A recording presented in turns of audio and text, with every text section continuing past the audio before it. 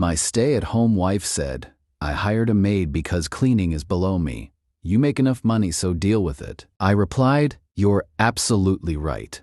Then I fired the maid, canceled my wife's credit cards, and served her divorce papers citing redundancy. Her face when I explained that if I'm paying a maid, I don't need a wife. I'm a 48-year-old corporate efficiency consultant. My job, in simple terms, is to walk into bloated companies, identify the dead weight, and remove it with precision. I look for redundancies. I look for employees collecting a paycheck while contributing nothing to the bottom line. I run my life like a spreadsheet.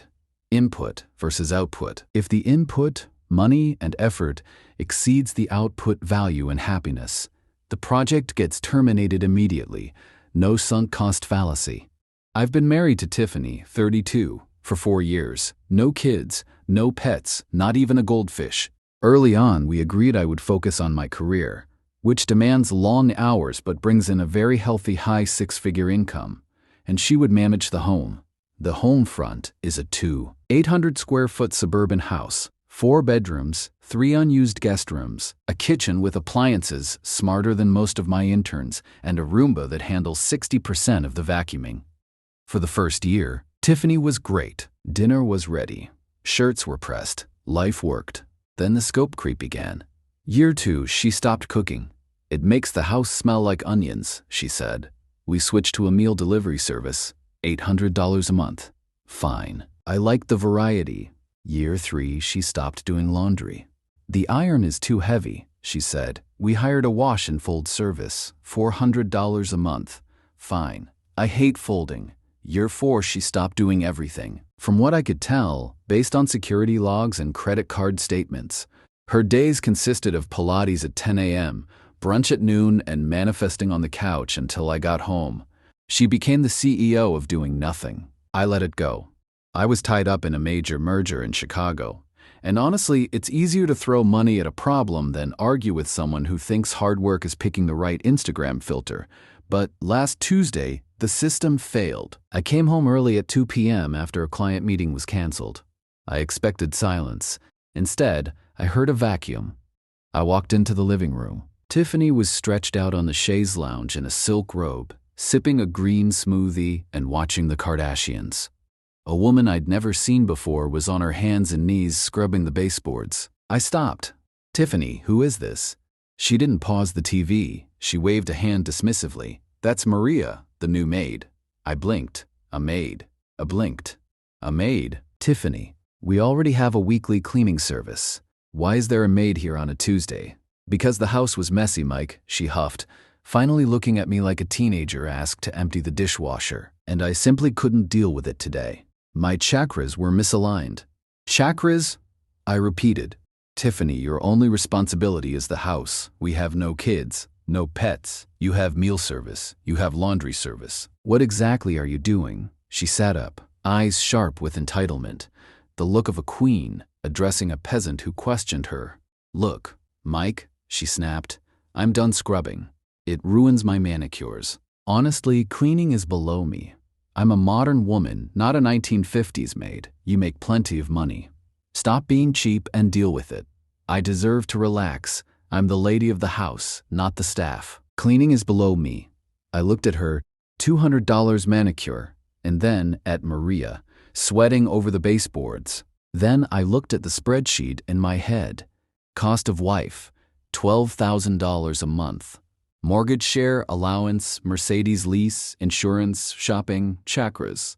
Output, 0. Cost of maid, $150 per visit. Output, spotless house. The math was obvious. A flashing red cell. Negative ROI. Immediate liquidation recommended. I smiled. The same smile I give a CEO before telling him to fire his brother-in-law. "You know what, Tiffany? You're absolutely right," she smirked, settling back. "Glad you finally see sense. Grab me a refill on this smoothie while you're up." "I'm not getting you a smoothie," I said. "I'm getting a calculator, phase 1. I walked over to Maria. She looked nervous. "Perdón, señor," she whispered. "No worries," I said. "How much is she paying you?" $150, señor. I took out my wallet and handed her $300. Here's double. Please pack your things and leave immediately. You are fired. Maria looked confused. Tiffany looked furious. Tiffany hired you, I know, I said to her. Then to Maria. You did great. This isn't about performance. It's about restructuring. Go. Maria took the cash and left quickly. Smart. Mike, Tiffany shouted. The baseboards aren't done. I'm not cleaning them. I know, I said calmly. I agree with you, it's below you. I went into my office and locked the door, sat at my desk, cracked my knuckles. Time to execute the layoff. Step 1, accounts.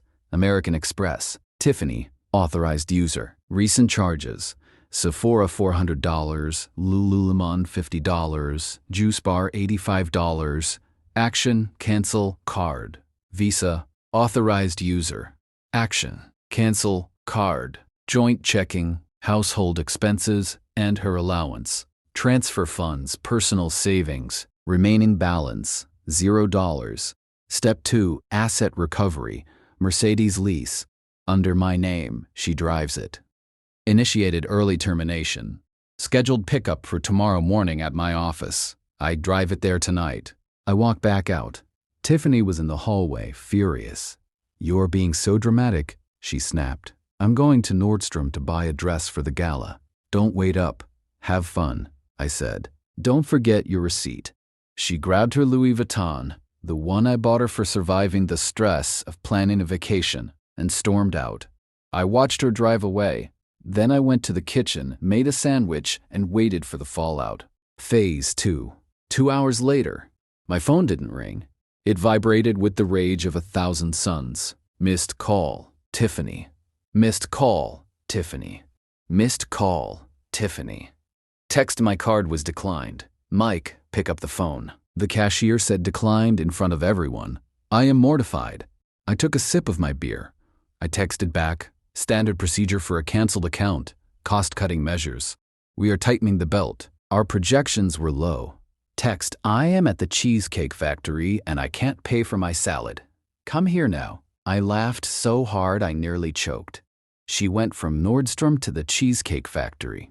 A true woman of culture. Replied, dishwashing is a noble profession. Maybe you can work it off. Or ask Maria for a loan. She came home an hour later. She must have used the emergency $20 bill she keeps in her glove box for valet parking. She burst through the door like a Sed. Hurricane and designer heels. You humiliated me, she shrieked. Do you have any idea how embarrassing that was? I had to call Jenna to Venmo me money for a salad. Jenna hates me. She thinks I'm broke. Jenna sounds perceptive, I said, not looking up from my iPad. Why did you cancel the cards? We are restructuring the household, I said. I ran the numbers. We are over budget on non-essential personnel. Non-essential? She looked like she'd been slapped with a wet trout. I am your wife. Correction, I said. You are a stay-at-home wife who doesn't stay at home and doesn't do wife duties. You are a lifestyle consultant with one client, and the client is unhappy with the service. I'm not cooking, she screamed. I'm not cleaning, and you are sleeping on the couch. I won't be sleeping on the couch, I said, because it's my couch in my house, paid for by the job you think is an infinite money glitch. I stood up. I'm going to bed. The Mercedes is going to the office with me tomorrow. You might want to download the bus schedule. Phase 3. The next morning, Tiffany came downstairs looking wrecked. She hadn't slept. She expected the fight to be over. She expected me to apologize and hand her a new black card. She sat at the table. Okay, I'm ready to accept your apology. Turn the money back on, and I won't tell my mother you had a mental breakdown. I placed a single manila envelope on the table. Tiffany, we need to have a performance review. A what? A performance review. It's standard corporate procedure before termination. I opened the folder. Let's look at your KPIs, key performance indicators, for the last fiscal year. Cooking, 0 meals prepared. Cleaning, outsourced to vendors. Laundry, service. Emotional support, negative score, see Chakra's incident. Financial management, $4,000 per month, over budget. I looked at her over my reading glasses. Tiffany, if you were an employee, you would have been fired for cause 6 months ago. But because we have a contract, Marriage, I have to do this formally. I slid the papers across the table. Petition for dissolution of marriage. Her hands shook as she picked it up. Divorce? You're divorcing me because I hired a maid. No, I said. I'm divorcing you because of redundancy. Redundancy, yes. Yesterday you established a key fact. A maid can do your job better, faster, and cheaper. If I pay a maid $300 a week, I get a spotless house. If I pay you $12,000 a month, I get a dirty house and an attitude problem. Therefore, the position of Tiffany has been made redundant by Maria. I am eliminating your role to streamline operations. I don't need two people not cleaning the house. She stood up, her face turning purple. You can't do this. I am your partner. I am entitled to half. I will take the business. I will take the house. Actually, I said, pointing to page 5. You signed a prenuptial agreement 4 years ago. Remember, you were so eager to lock down the provider you barely skimmed it. It's ironclad. You get what you came in with, which, according to my inventory, is a 2016 Toyota Corolla at your mother's house and a box of fast fashion shoes. Oh, and per Section 8, subsection C, you get a one-time relocation stipend of $5,000. Don't spend it all in one place. That prenup won't hold up. I was under duress. You had your own lawyer, I reminded her. I paid for him. We have him on video explaining the terms to you. You're cooked, Tiff. She threw the papers at me. They fluttered to the floor. I'm not leaving. This is my house. I have rights. Squatter's rights. Actually, I said, checking my watch, it's 9 a.m. The movers will be here at 10 o'clock. Movers? Yes. I paid for a white glove service to pack your personal FX. Consider it a generous severance package. You have 1 hour to separate your Sephora haul from my assets. If you can't decide, I'll decide for you. And trust me, I'm very efficient. Phase 4. The next hour was the most entertaining thing I've ever witnessed. Tiffany cycled through the 5 stages of grief in about 45 minutes. 1. Denial. She sat on the floor crying. But we were going to go to Italy. Response, I am going to Italy. You are going to Ohio, where your mother lives. 2. Anger. She tried to break the Nespresso machine. Response, that's coming out of your $5,000 relocation stipend. Keep going, and you'll leave here owing me money. 3. Bargaining. This was the best part. Okay, I'll clean. I'll show you. I'm not useless. She ran to the kitchen, grabbed a sponge, and looked at it like it was an alien artifact. Then she picked up a bottle of bleach and tried to spray it on the mahogany dining table. Stop, I yelled, grabbing the bottle. Jesus, Tiffany, that's bleach. You'll ruin the finish. I'm cleaning, she sobbed. You're destroying assets, I said. You don't even know how to clean. You're unskilled labor. It would cost me more to train you than to replace you. 4. Depression. She collapsed onto the rug. I can't live with my mother. She makes me eat carbs. Acceptance. The movers arrived. 3 burly guys named Tony S. and Vinny.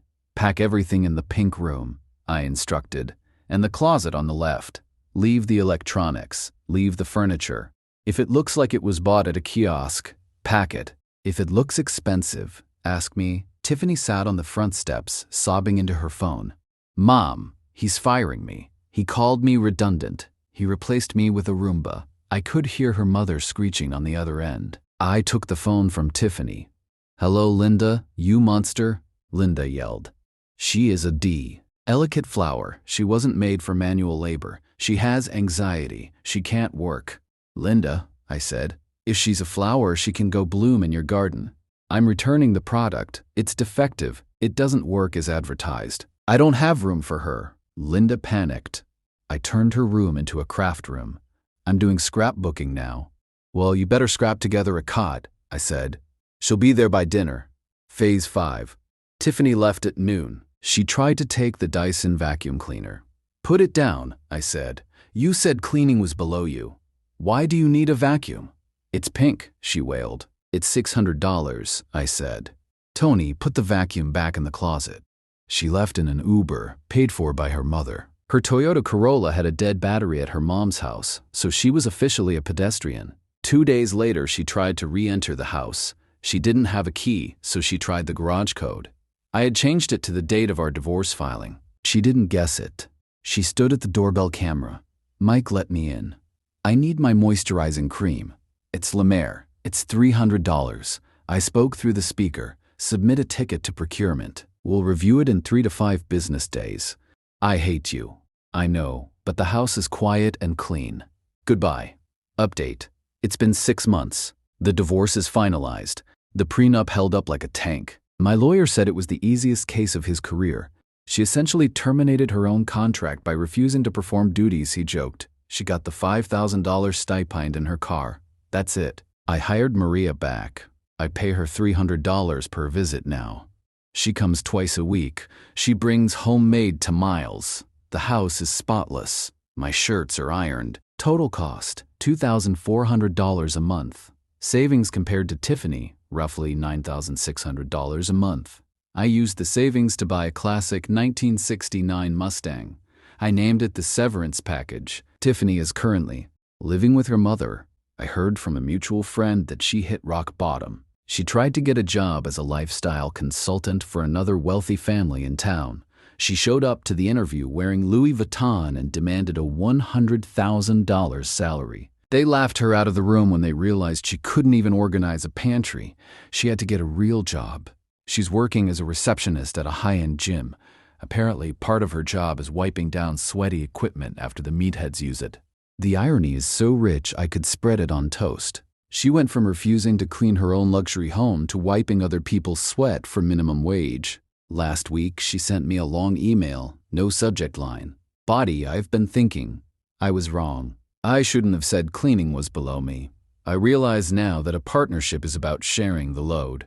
I'm willing to come back. I'll cook. I'm watching YouTube videos. I'll clean. I'll do whatever you want. Please, Mike.